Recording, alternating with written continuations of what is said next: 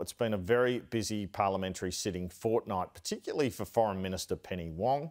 She's held talks with her Chinese counterpart Wang Yi, been subject to criticism on her performance from former Prime Minister Paul Keating, who then appeared to backtrack. And of course, she's had to deal with that immigration issue. I sat down with the Foreign Minister Penny Wong earlier. Foreign Minister Penny Wong, thanks for your time. Let me start with this immigration legislation the government has been trying to introduce. One of the aims of it appears to be to attempt to designate countries like Iran and Iraq and attempt to force them to take back some of the detainees that are stuck in immigration detention, or their citizens won't be allowed in the country. Did your department advise on whether this might achieve that outcome or whether this was a good idea? Andrew, we're a cabinet government, so all of these decisions go through a proper cabinet process with appropriate advice from departments. But what I'd say to you is this legislation was about making Australia's immigration system stronger. It was about ensuring that people who don't cooperate with a requirement to return can be penalised. And it was about ensuring that we can have a new power to stop granting visas in certain circumstances to those countries who are refusing to have citizens return. Now, obviously, that's a power which would only be exercised where necessary. It's a power which is one tool in the ways in which we seek to manage the immigration system. Because it has been compared to Donald Trump's measures. He banned citizens coming in from 7 countries. There is a bit of a similarity there, isn't it? I mean, you're not tying it to someone being Muslim, but you're designating a particular country because their governments aren't doing what the Australian government wants. It's pretty controversial stuff. Look, first I'd emphasise that this is one tool and not the only tool that we would use to try and ensure we keep a sensible, strong migration system. The second point I would make is it's a power that would only be able to be exercised in consultation with the person in this job, so it's the Foreign Minister. And there may be other diplomatic avenues you would try and go through before you get to that point.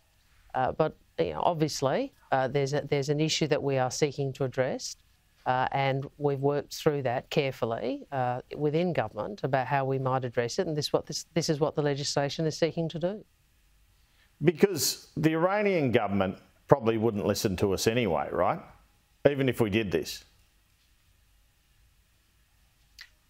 Well, you wouldn't expect the person who's the Foreign Minister of Australia to have a discussion about what another government might or might not do. What I would say to you is our job is to make sure we manage Australia's migration system sensibly and in the national interest, that we don't just talk about it, but we actually look at how we can make the system of laws and powers suitable for purpose, fit for purpose, and that's what we are doing.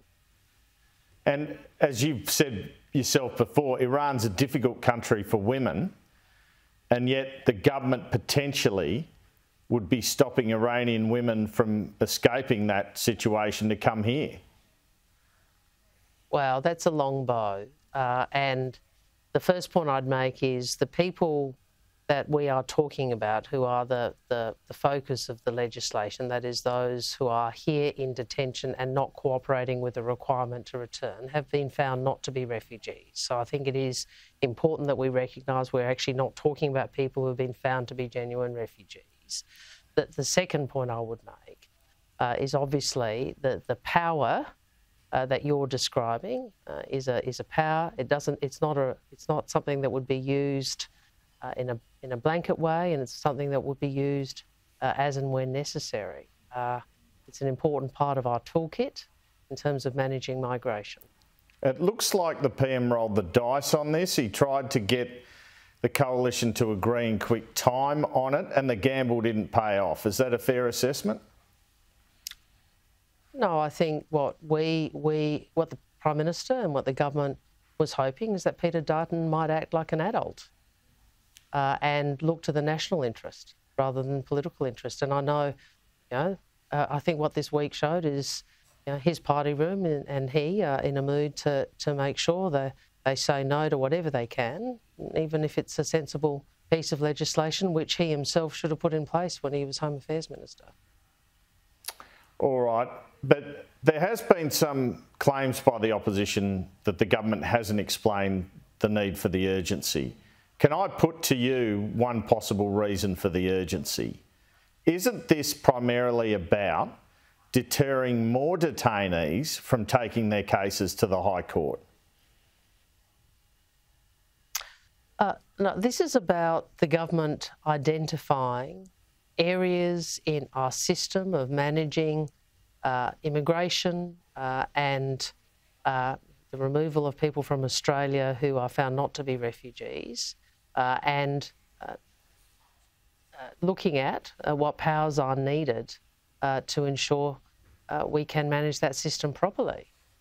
It was a very sensible approach. It's an approach which I think the need for which is demonstrated by the fact that we have people who are kept in immigration detention who are refusing to cooperate with a return to their country of origin, and we have insufficient powers to deal with that situation. You would have thought Mr Dutton would have acted sensibly. It's regrettably that we've got the Peter Dutton Adam Bant alliance preventing action on this, but so be it. But it does say something about the political opportunism. Do you think Parliament could sit in April to settle this, or the fact that the inquiry doesn't report until May means that's unlikely?